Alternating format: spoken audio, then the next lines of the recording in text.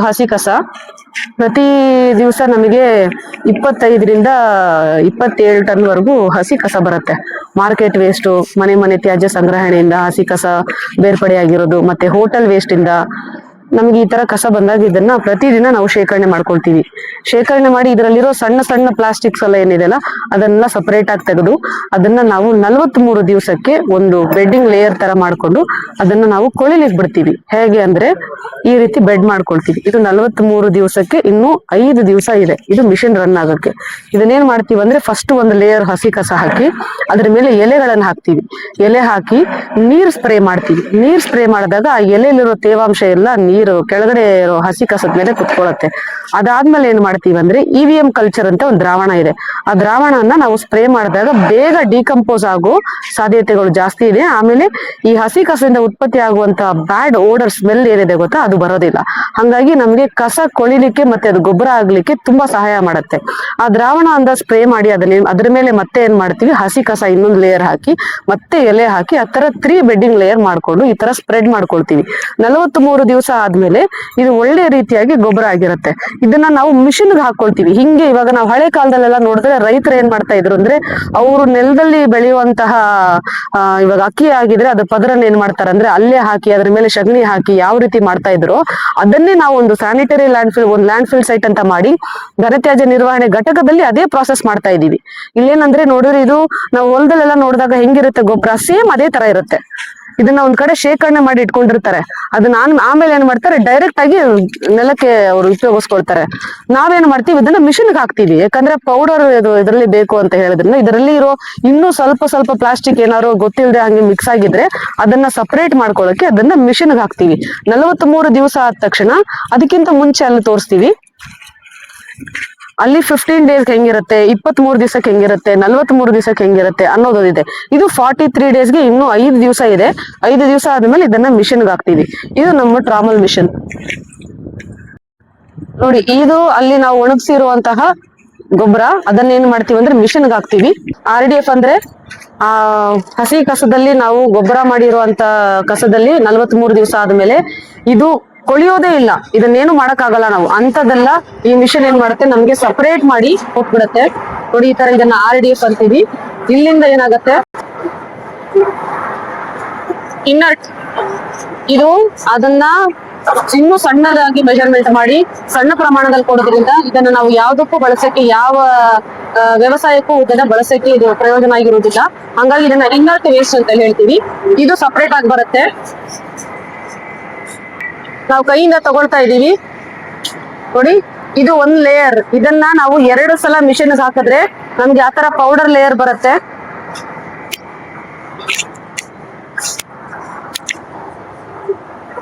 ಇದ್ರಲ್ಲಿ ಯಾವುದೇ ರೀತಿಯಾದ ಮಣ್ಣು ಏನು ಮಿಕ್ಸ್ ಇರಲ್ಲ. ಗೊಬ್ಬರ ಏನಿದೆ ಪ್ಯೂರ್ ಗೊಬ್ಬರ ಆಗಿರುತ್ತೆ. ಬರೀ ತರಕಾರಿ ವೇಸ್ಟ್ ಮತ್ತೆ ಮಾರ್ಕೆಟ್ ವೇಸ್ಟ್, ಹೋಟೆಲ್ ವೇಸ್ಟ್ ಅದರಿಂದ ಬಂದಿರುವಂತಹ ಅದನ್ನ ನಾವು ಕೊಳಸಿ ಎಲೆಯನ್ನ ಮಿಕ್ಸ್ ಮಾಡಿ ಕೊಳ್ತಿ ಅದರಿಂದ ಗೊಬ್ಬರ ಆಗಿರುವಂತಹ ಗೊಬ್ಬರ. ಇದು ಲ್ಯಾಬ್ ಅಲ್ಲಿ ಟೆಸ್ಟ್ ಮಾಡಿ ಪ್ಯೂರ್ ಗೊಬ್ಬರ. ಮತ್ತೆ ಇದನ್ನ ಅಗ್ರಿಕಲ್ಚರ್ಗೆ, ವ್ಯವಸಾಯಕ್ಕೆ ಇದನ್ನ ಬಳಸಬಹುದು ಅಂತ ಹೇಳಿ ನಮ್ಮ ಹತ್ರ ಸರ್ಕಾರದಿಂದ ದೃಢೀಕರಣ ಪತ್ರ ಕೂಡ ಇದೆ. ನಾವ್ ಇದನ್ನ ಟೆಸ್ಟ್ ಮಾಡಿರೋ ಲ್ಯಾಬ್ ರಿಪೋರ್ಟ್ಸ್ ಕೂಡ ನಮ್ಮ ಹತ್ರ ಇದೆ. ನೋಡಿ ಎಷ್ಟು ಚೆನ್ನಾಗಿದೆ ಗೊಬ್ಬರ. ಇದ್ರಲ್ಲಿ ಯಾವುದೇ ರೀತಿಯಾದ ಮಿಕ್ಸ್ ಏನು ಇರೋದಿಲ್ಲ. ನಾವು ಕೂಡ ಕೈಯಲ್ಲಿ ಮುಟ್ಬೋದು, ನೀವು ಕೂಡ ಕೈಯಲ್ಲಿ ತಗೋಬಹುದು. ರೈತರಿಗೆ ತಲುಪಿಸ್ಬೇಕು ಅನ್ನೋದು ನಮ್ಮ ಆಸೆ ಆಗಿರುತ್ತೆ. ನಾವಿಷ್ಟು ಕಷ್ಟಪಟ್ಟು ನಗರಸಭೆಯಿಂದ ಇಷ್ಟು ಶ್ರಮ ತಗೊಂಡು ಕೆಲವೊಂದು ಪಬ್ಲಿಕ್ಗೆ ಅನ್ಸ್ಬೋದು, ಹೌದು ನಾವು ಎಷ್ಟು ಕಷ್ಟ ಪಡ್ತಾ ಇದೀವಿ, ನಮ್ಗೆ ಎಷ್ಟು ತೊಂದರೆ ಕೊಡ್ತಾರೆ ನಗರಸಭೆಯಿಂದ, ಅದ್ರ ಹಿಂದೆ ಇಷ್ಟು ಚೆನ್ನಾಗಿ ಫಲವತ್ತಾದ ಗೊಬ್ಬರ ಇದೆ ಅಂತ ಅವ್ರಿಗೆ ಗೊತ್ತಾಗಲ್ಲ. ದಯವಿಟ್ಟು ಅವ್ರಿಗೆ ತಿಳಿಸಿ, ನಮ್ಮ ರೈತರೆಲ್ಲ ಈ ಗೊಬ್ಬರ ತಗೊಳ್ಳಿ, ಇದರಿಂದ ಪ್ರಯೋಜನ ಆಗ್ಲಿ. ಅವ್ರಿಗೆ ಕಡಿಮೆ ರೇಟಲ್ಲಿ ನಾವು ಕೊಡ್ತೀವಿ. ಇದನ್ನ ತಗೊಂಡು ಉಪಯೋಗಿಸ್ಕೊಂಡು ಇದ್ರಲ್ಲಿ ಎಲ್ಲಾ ರೀತಿಯಾದ ತರಕಾರಿಗಳು ಬೆಳಿಬಹುದು. ಕಟ್ಟರ್ ಮಿಷನ್, ಬಾಳೆ ದಿಂಡುಗಳು ಬೇಗ ಕೊಳೆಯೋದಿಲ್ಲ. ಅದಕ್ಕೆ ನಾವೇನ್ ಮಾಡ್ತೀವಿ ಅಂದ್ರೆ ಈ ಮಿಷನ್ಗೆ ಹಾಕಿ ಈ ತರ ಕಟ್ ಮಾಡ್ಕೊಂಡು ಇದನ್ನ ಆಮೇಲೆ ಅದಕ್ಕೆ ವೆಚ್ಚಿಗೆ ಹಸಿ ಕಸಕ್ಕೆ ಮಿಕ್ಸ್ ಮಾಡ್ಕೊಳ್ತೀವಿ ನೋಡಿ. ಈ ತರ ಮಿಷನ್ಗೆ ಹಾಕಿದ ತಕ್ಷಣ ತುಂಡು ತುಂಡಾಗಿ ಕತ್ತಿಯಲ್ಲಿ ಕಟ್ ಮಾಡ್ದಂಗೆ ತುಂಡಾಗಿ ಆಗ್ಬಿಡುತ್ತೆ. ಇದು ಈ ಕಟ್ಟರ್ ಮಿಷನ್ಗೆ ಹಾಕಿ ಇಲ್ಲಿಂದ ತೆಗೆದು ನಾವು ಹಸಿ ಕಸಕ್ಕೆ ಮಿಕ್ಸ್ ಮಾಡ್ಕೊಳ್ತೀವಿ. ನಾವು ಸಾರ್ವಜನಿಕರಲ್ಲಿ ಕೇಳ್ಕೊಳ್ಳೋದೇನೆ ಅಂದ್ರೆ ದಯವಿಟ್ಟು ಕಸನ್ನ ಮಿಶ್ರಣ ಮಾಡಿ ಕೊಡಬೇಡಿ. ಅದನ್ನ ವಿಂಗಡಿಸಿ ಕೊಟ್ರೆ ನಮಗೆ ಇಲ್ಲಿ ಕೆಲಸ ಸ್ವಲ್ಪ ಕಡಿಮೆ ಆಗತ್ತೆ. ಇಲ್ಲಿ ನಮ್ಮವರು ಇದು ಹಸಿ ಕಸ ಅಂತ ಆದ್ರೆ ಮತ್ತೆ ಒಣ ಕಸನ ಏನ್ ಮಾಡ್ತೀವಿ ಅಂದ್ರೆ ಈ ತರ ನಮ್ ವರ್ಕರ್ಸ್ನೆಲ್ಲ ಹಾಕಿ ಅದನ್ನ ಸಪರೇಟ್ ಮಾಡ್ಕೊಂಡು ಮಿಷನ್ ವೇಲಿಂಗ್ ಯಂತ್ರ, ಈ ವೇಲಿಂಗ್ ಯಂತ್ರದಲ್ಲಿ ಏನ್ ಮಾಡ್ತೀವಿ ಅಂದ್ರೆ ಎಲ್ಲಾ ಪ್ಲಾಸ್ಟಿಕ್ ಅನ್ನ MLD ಪ್ಲಾಸ್ಟಿಕ್ ಮತ್ತೆ SCP ಪ್ಲಾಸ್ಟಿಕ್ ಏನಿರುತ್ತೆ ಅದನ್ನೆಲ್ಲ ಸಪರೇಟ್ ಆಗಿ ಮಾಡಿ ಹಾಲ್ ಕವರು, ಎಣ್ಣೆ ಕವರು ಮತ್ತೆ ಈ ತರ ವೈಟ್ ಕವರ್ಸ್, ಬಿಳಿ ಕವರು ಇದೆಲ್ಲ ಏನ್ ಮಾಡ್ತೀವಿ ಸಪರೇಟ್ ಆಗಿ ಮಿಷನ್ಗೆ ಹಾಕಿ ಬೇಲ್ ಮಾಡಿ ಇದನ್ನ ಕೂಡ ನಾವು ಮಾರಾಟ ಮಾಡ್ತಾ ಇದೀವಿ. ಆದ್ರೆ ಇದುವರೆಗೂ ಯಾರು ಈ ಪ್ಲಾಸ್ಟಿಕ್ ತಗೊಳಕ್ಕೆ ಬಂದಿಲ್ಲ. ಸಿಮೆಂಟ್ ಫ್ಯಾಕ್ಟರೀಸ್ ಅವ್ರು ಮುಂದೆ ಬಂದು ನಗರಸಭೆಯಿಂದ ಇದನ್ನ ಪರ್ಚೇಸ್ ಮಾಡ್ಕೋಬೇಕು, ಅತಿ ಕಡಿಮೆಯಲ್ಲಿ ಕೊಡ್ತೀವಿ ಅಂತ ಹೇಳಿ ನಾವು ಕೇಳ್ಕೊಳ್ತೀವಿ.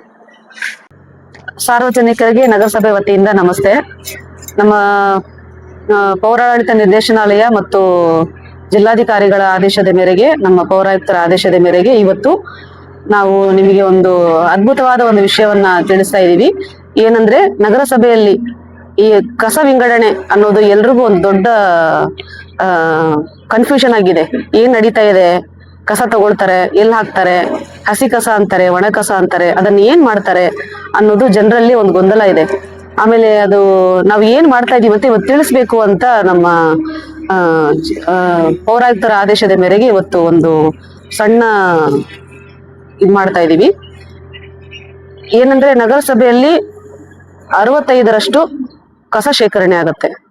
ಪ್ರತಿದಿನ ಮನೆ ಕಸ ಸಂಗ್ರಹಣೆ ಮಾಡಿ ಅದನ್ನ ನಮ್ಮ ಘನತ್ಯಾಜ್ಯ ಘಟಕಕ್ಕೆ ಸಾಗಿಸಿ ಇಲ್ಲಿ ನಾವೇನ್ ಮಾಡ್ತೀವಿ ಅಂದ್ರೆ ಅದನ್ನ ಯಾವ ರೀತಿ ಗೊಬ್ಬರವನ್ನಾಗಿ ತಯಾರಿಸ್ತೀವಿ, ಹಸಿ ಕಸನ ಏನ್ ಮಾಡ್ತೀವಿ, ಒಣ ಕಸನ ಏನ್ ಮಾಡ್ತೀವಿ ಅನ್ನೋದ್ರ ಬಗ್ಗೆ ನಾವು ಒಂದು ಸಣ್ಣ ಇದರಲ್ಲಿ ನಿಮಗೆ ತಿಳಿಸ್ಕೊಳ್ಳೋಣ ಅಂತ ಇಷ್ಟಪಡ್ತಾ ಇದೀವಿ. ಇವತ್ತಿನ ದಿನ ಹಸಿ ಕಸ ಅಂದಾಗ ನಮ್ಮಲ್ಲಿ ನಗರಸಭೆ ವತಿಯಿಂದ ಮಾರ್ಕೆಟ್ ವೇಸ್ಟ್ ಮತ್ತೆ ಹೋಟೆಲ್ ತ್ಯಾಜ್ಯ ಇದೆಲ್ಲ ಸೇರಿ ಮನೆಯಿಂದ ವಿಂಗಡಣೆ ಆಗೋ ಹಸಿ ಕಸ ಇದನ್ನೆಲ್ಲವನ್ನು ನಾವು ಗೊಬ್ಬರವಾಗಿ ತಯಾರಿಸ್ತಾ ಇದೀವಿ. ಆ ಗೊಬ್ಬರ ಹೇಗಿರದೆ ಅಂದ್ರೆ ಫಲವತ್ತಾದ ಗೊಬ್ಬರ, ಸಾವಯವ ಗೊಬ್ಬರ ಅಂತ ಹೇಳಕ್ಕೆ ನಾವು ತುಂಬಾ ಇಷ್ಟಪಡ್ತೀವಿ. ಯಾಕಂದ್ರೆ ಅದನ್ನ ಟೆಸ್ಟ್ ಮಾಡಿ ಸರ್ಕಾರದ ಮಟ್ಟಿಗೆ ಆದೇಶ ಪಡೆದು ಅದನ್ನ ಸರಿಯಾದ ರೀತಿಯಲ್ಲಿ ನಾವು ಸೂಕ್ತವಾದ ಕ್ರಮ ತೆಗೆದುಕೊಂಡು ಅದನ್ನ ಗೊಬ್ಬರ ಮಾಡಿದೀವಿ. ಅದು ಹೇಗೆ ಮಾಡ್ತಾ ಇದೀವಿ ಅಂತ ನಿಮ್ಗೆ ತೋರ್ಸ್ಕೊಡಕ್ಕೆ ಇಷ್ಟಪಡ್ತೀವಿ.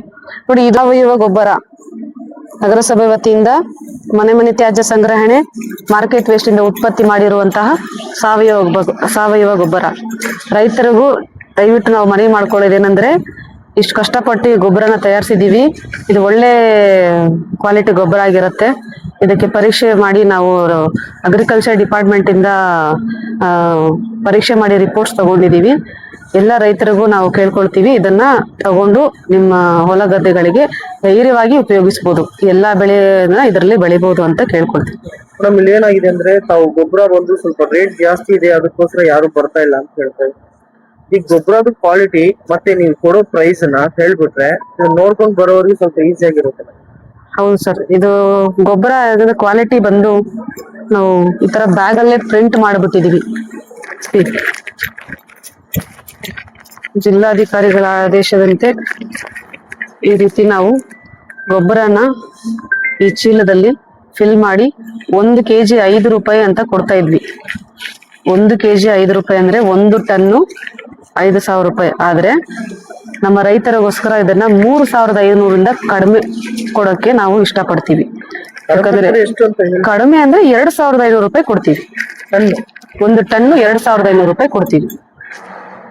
ಆಮೇಲೆ ಇದಕ್ಕೆ ಮ್ಯಾನ್ಯೂರ್ ಟೆಸ್ಟಿಂಗ್ ರಿಪೋರ್ಟ್ ಅಂತ ಹಿಂದೆ ಇದೆ, ಅದನ್ನ ಈ ಬ್ಯಾಗ್ ಅಲ್ಲೇ ನಾವು ಪ್ರಿಂಟ್ ಮಾಡ್ಬಿಟ್ಟಿದೀವಿ. ನೋಡಿ, ಮ್ಯಾನ್ಯೂರ್ pH 8.9 ಇದೆ, ಎಲೆಕ್ಟ್ರಾಲ್ ಕಂಡಕ್ಟಿವಿಟಿ 210.7 ಇದೆ. ಪ್ರಾಕ್ಟಿಕಲ್ ಸೈಜು, ಇದರ ಸೈಜ್ ಸೈಜ್ ಏನಿದೆ ಗೊತ್ತಾ, ಅದು 4 mm ಸೀವ್ಸ್. ಇದು 4 mm ಸೀವ್ ಅಂತ ಲ್ಯಾಬ್ ಅಲ್ಲಿ ಟೆಸ್ಟ್ ಮಾಡಿ ಅದರ ಸೈಜ್ ಕೂಡ ಇಲ್ಲಿ 100% ಅಂತ ಮೆನ್ಷನ್ ಮಾಡಿದ್ದಾರೆ. ಆಮೇಲೆ ಟೋಟಲ್ ಕಾರ್ಬನ್, ಯಾವುದೇ ಗೊಬ್ಬರ ಇದ್ರೂ ಕಾರ್ಬನ್ ಇರಬೇಕು, 45% ಕಾರ್ಬನ್ ಇದೆ. ಆಮೇಲೆ ನೈಟ್ರೋಜನ್ ಖಂಡಿತ ಅದ್ರ ಗೊಬ್ಬರದಲ್ಲಿ ಇರಬೇಕು, 1.8 ಇದೆ. ಆಮೇಲೆ ನೋಡಿ, ಫಾಸ್ಫರಸ್ ಎಷ್ಟು ಕಡಿಮೆ ಇದೆ, 3.0 ಇದೆ ಫಾಸ್ಫರಸ್. ಆಮೇಲೆ ಪೊಟ್ಯಾಷಿಯಂ ಇರಲೇಬೇಕು, 2.21 ಇದೆ. ಹಾಗಾಗಿ ಕ್ಯಾಲ್ಸಿಯಂ ಇರಬೇಕು, ಎಲ್ಲ ಪ್ರತಿಯೊಂದು ಗೊಬ್ಬರದಲ್ಲೂ ಕ್ಯಾಲ್ಸಿಯಂ ಇರಬೇಕು, 4.61 ಕ್ಯಾಲ್ಸಿಯಂ ಇದೆ. ಹಾಗಾಗಿ ಮೆಗ್ನೀಷಿಯಂ ಕೂಡ 4.12 ಇದೆ. ಸಲ್ಫರ್ ನೋಡಿ ಎಷ್ಟು ಕಡಿಮೆ ಇದೆ ಅಂದ್ರೆ, ಸಲ್ಫರ್ ಇಲ್ಲ ಇದರಲ್ಲಿ, 0.990 ಅಷ್ಟೇ ಇದೆ. ಆಮೇಲೆ ಜಿಂಕ್ 56 ಇದೆ. ಹಾಗಾಗಿ ಇದು ಫಲವತ್ತಾದ ಗೊಬ್ಬರ. ಇದನ್ನು ಯೂಸ್ ಮಾಡ್ಕೊಂಡು ಎಲ್ಲಾ ರೀತಿಯಾದ ತರಕಾರಿ ಮತ್ತೆ ಬೆಳೆಗಳನ್ನ ಬೆಳಿಬಹುದು. ಅದಕ್ಕೆ ನೋಡಿ lab university of agriculture department ಅವರೇ ಟೆಸ್ಟ್ ಮಾಡಿ ಅವರೇ ಸ್ವತಃ ಈ ರಿಪೋರ್ಟ್ ಅನ್ನ ಕೊಟ್ಟಿದ್ದಾರೆ. ಈ ರಿಪೋರ್ಟ್ ನಮ್ಮ ಹತ್ರ ಇದೆ. ಯಾವತ್ತು ಬಂದ್ರು ಯಾರು ಬಂದ್ರು ನಾವು ತೋರ್ಸಕ್ ರೆಡಿ ಇದೀವಿ. ಆಮೇಲೆ ಈ ಗೊಬ್ಬರ ರೈತರಿಗೆ ಹೋಗಿ ಸೇರ್ಬೇಕು ಅನ್ನೋದು ನಮ್ಮ ಆಸೆ ಆಗಿರುತ್ತೆ. ಎಲ್ಲರೂ ಬಂದು ಪರ್ಚೇಸ್ ಮಾಡ್ಕೊಳ್ಳಿ, ತಗೊಳ್ಳಿ. ಗೊಬ್ಬರ ಬಂದು ತಗೋಬೇಕಂದ್ರೆ ಯಾರನ್ನ ಕಾಂಟ್ಯಾಕ್ಟ್ ಮಾಡ್ಬೇಕು? ನಮ್ಮ ಹೆಸರು ಮತ್ತೆ ನಮ್ಮ ಫೋನ್ ನಂಬರ್ ಇದ್ರ ಕೆಳಗಡೆ ನಾವು ಮೆನ್ಷನ್ ಮಾಡ್ತೀವಿ ಸರ್. 3 ಜನ ಆರೋಗ್ಯ ನಿರೀಕ್ಷಕರು ಇದೀವಿ.